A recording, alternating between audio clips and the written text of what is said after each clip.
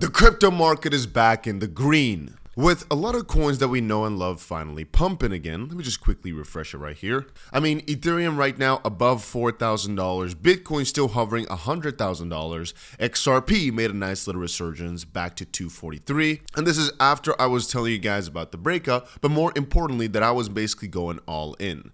Matter of fact, here you didn't see much just quite yet, but just wait until very soon. You're going to start seeing a very big uptick in some of the positions. You might ask yourself, Dusty, why did you sell some ETH? Think about it, guys. I mean, if you top out at the $3,900 mark a few times, it is actually wise to slightly sell potentially around those levels if you're not trying to trade the breakout. And I mean, with our position, which was at a straight loss for so long, it also makes sense that we wanted to cash out some of the funding fees that we were already losing on. And in this case here, look at all these positions and look how juicy they still look. Even with, ladies and gentlemen, which was at a minus $9,000, is also starting to catch up. I should have bought the dip hard, but the thing is, I kind of feel as if this position size is just good enough for what it is. Now, XRP still, like I've been telling you guys, we've been selling that a lot. But I would say XRP still is one of the best trades on this account, going from $1,000 to about 54, let's just call it 53.5, 54,000. And again, the breakout, it didn't happen as expected. It wasn't really that beautiful. It wasn't that instantly nice, but still amazing nonetheless. And this just proves one thing, right?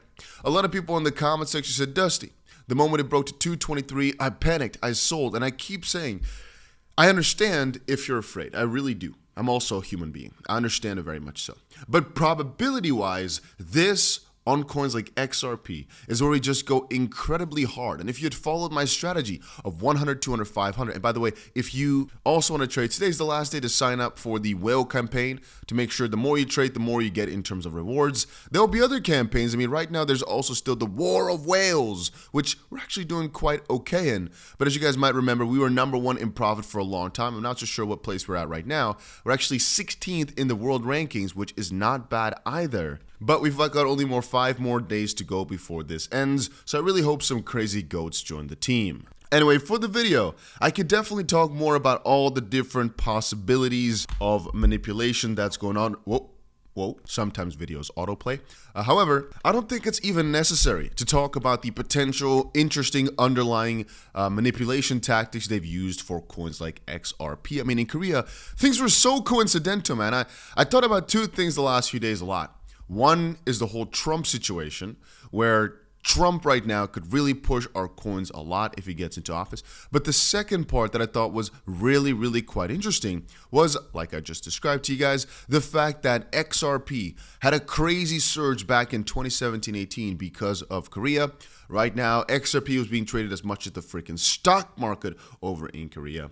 And then all of a sudden, there's all this crazy stuff happening in Korea. All the crypto exchanges shutting down, and XRP also decided to fall. It is quite peculiar, especially if he really did predict it, as I'm kind of reading here. That would be insane, to be honest with you. Yesterday, by the way, I went to the crypto fight night. I was there, and another interesting thing popped up. It was a really fun thing to me. A lot of people came up to me and asked me, Dusty, did you sell?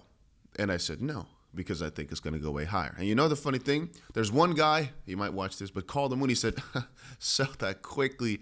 And there was another guy, and there's actually a lot of cool people who really said, I think it's going to go way higher as well. You want to know a fun thing, guys? Almost every single one of these people holds XRP. They might not be bullish on it, but they hold it. You know why?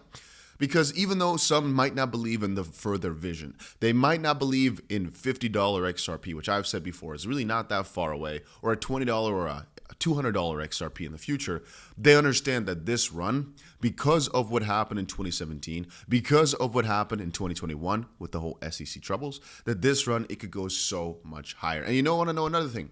I've told you before about how the holder distribution, not necessarily how much Ripple holds versus the other holders, but mostly what type of holders are they, on what part of the spectrum, so to speak. When it comes to XRP, ladies and gentlemen, I can tell you right now that most people really do not want to sell. We talked before about this little list of ours. Let me, why am I so zoomed in? Here we go. This little list of ours. It misses some stuff. It's just a few. Right? When to sell your XRP, or at least when until you won't sell your XRP. RLUSD is released. Trump is in the White House. Gary Gensler officially leaves the SEC. The Ripple case officially ends. The altcoin season, right, officially starts, Ripple names another big bank partnership, XRP ETF approval. 𝗕𝗘𝗪𝗏 says the market is pricing in all these events, and once the news comes out that these events have already taken place, that's when the top is most likely already in. He actually has a bit of a point. Oh, if everybody knows that it's already basically it's happening, it's gonna happen, but then it already happened, every single nice thing. Well, it depends on how many new things you can think of, and it depends on market conditions. If the market's looking really good, then sometimes this does not matter. I just was trying to say though that right now the crypto market's back on the up and up, with H-bar doing good. Yesterday was a big Ethereum move, and most of my friends are right now just focusing on the Ethereum ecosystem on the short term.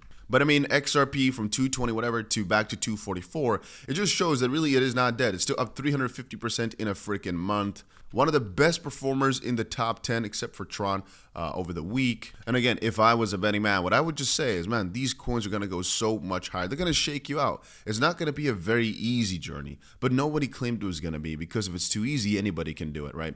The whole idea is this whole buy the dip strategy, it's stressful. It's something that a lot of people do not believe in. They think, oh, you know what? But what if I dip and it keeps on dipping? Yeah, that's why you have backups in place to buy the dip even further down. Nobody knows where it's going to be tomorrow, but I again have said before, this run is not, in my opinion, ending anytime soon. Ethereum right now is basically the next phase that we're getting to, but the real crazy gains have still yet to come. I can sell if I try to buy back cheaper, right? But then I'm trying to risk the idea that Bitcoin is going to go for some sort of correction, maybe 15 or so percent back to below 90,000. So my altcoins are going to drop, which again, the last few days, actually every single time that Bitcoin dropped, the other coins stayed more strong.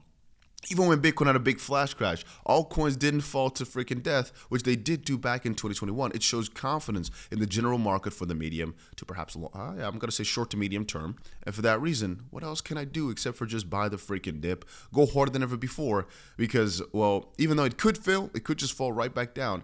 Every single time, if I just religiously bought the dip, and this is what I keep telling you every video. Let's say I religiously bought at 225. I could have bought once. I would have missed that one, could have bought twice, could have bought 3 times, could have bought 4 times. Now, every single time, right here, it was 31% up. Here, it could have been, how much? Let's see. It could have been about, I'm going to say 12% up. Let's just say 10% up. Right here, if I just bought the same level, could have been about 7% up here, if I was able to buy, luckily, right? If I was higher than the 225, it could have been about 11% up. It's just to give you guys some examples of if you really religiously buy the dip, you could probably make some money on a move that goes 11% up. You might say, Dusty, but it went down a lot from whatever price I bought it at initially. Well, if you were that bad to buy at 290, which is okay, you got to layer your buys down, in my opinion. But if you do that in a bull market, it is still, in my opinion, quite hard to lose. And I've said this multiple times, but I kind of keep repeating it so people really fully understand it. Anyway, I just wanted to quickly bring this video out to y'all that XRP is back on the up and up, and that things are looking really, really good right now. That's about it. Make sure you put the notification bell so you never miss out on a video, though.